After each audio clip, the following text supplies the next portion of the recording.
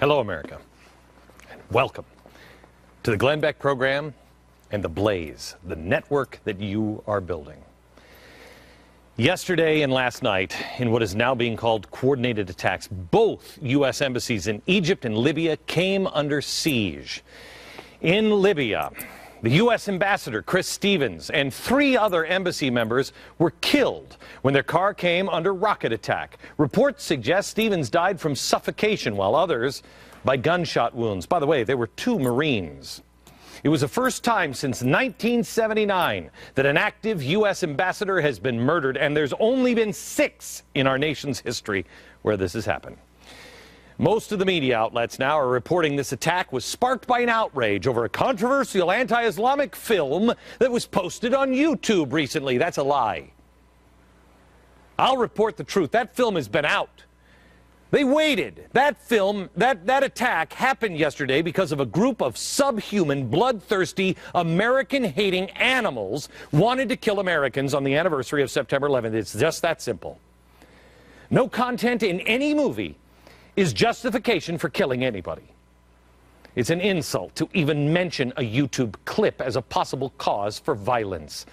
Any reasonable human being knows the problem likely runs a little deeper than YouTube, but the media is not reasonable and they are negligent. But what should we expect from the same people who are telling you that the revolution in Egypt is the Arab Spring and glorious? Little Thomas Jeffersons are going to sprout up all over the globe. Let me remind you of this. If this is the first time that you've seen this program or you've seen me on TV since I left Fox, what was happening when we left Fox? I did that last week, and I said, look for these things. While they cheered the Arab Spring, all of the elites in the media and in Washington, oh, I warned America that the Muslim Brotherhood could not be allowed to grab power. Well, they wouldn't. And I said, if they did, it would make 1979 look like a picnic. I warned of a caliphate, a United States of Islam. I also told you that the left was involved, and it was the same movement as Occupy Wall Street, and they would join forces with the left, and that countries like Egypt and Iran would work together. Well, now let's see. A year later, let's see exactly what happened. Now, the Libyan embassy has been brutally attacked. At least 4 Americans are dead. And the United States Embassy in Cairo was attacked as well on September 11th. There, the compound was overwhelmed and the American flag was ripped down, replaced with another flag that read, listen to this, Christians, no God but God, and Muhammad is prophet. They also graffitied the building with Osama bin Laden's name, and they wrote the United States of Muslim.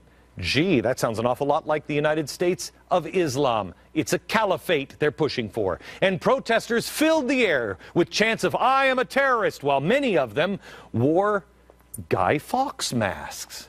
Whoa, I've seen those before. Seems like they're on the same team. Do you know where the Muslim Brotherhood and now Egyptian President Mohammed Morsi, a good guy according to the President of the United States, do you know where he was a couple of weeks ago?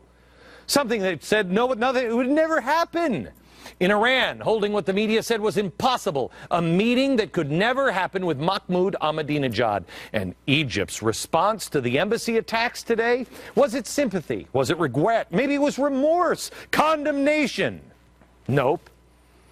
The Muslim Brotherhood called for more protest against the anti-Islamic film, asking for, quote, peaceful protest on Friday outside all of the main mosques of Egypt's provinces to denounce offenses to religion and to the Prophet. You see, killing innocents in the name of Allah doesn't appear to offend Muslim extremists and the Muslim Brotherhood. But when somebody posts a video on YouTube, it's time to kill Americans. Warning. This is the same group our own president is giving over $1 billion in financial aid to. The world, my friend, is upside down. And we have a president giving aid to our enemies and making enemies out of our friends. And perhaps even worse than Egypt's response was the response of this administration. The U.S. Embassy in Cairo first responded to the attacks with this, quote, the Embassy of the United States in Cairo condemns the continuing efforts by misguided individuals to hurt the religious freedoms of Muslims, as we condemn efforts to offend believers of all religions. Are you kidding me? After some criticism, they doubled down and tweeted the statement, still stands. after more criticism and a biting statement, thank God, from Mitt Romney, calling the reaction a disgrace, the administration finally distanced themselves. Too late, gang. Pay attention, America. Romney spoke this morning just before the president did, and whoa, was the contrast a little stark.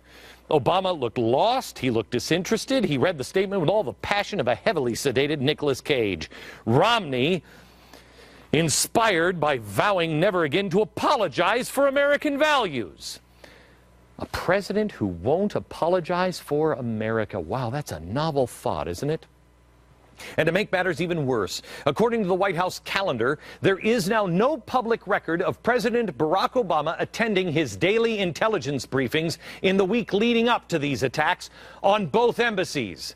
He didn't even bother to show up. By the way, Patrick Poole on The Blaze on this program last night briefed you on the trouble of the Middle East. Where was he? He came here directly from the Capitol building, where he was warning the night before that this could happen. He was warning that this was just the beginning. If you watched the show last night, you got the briefing that the president skipped out on.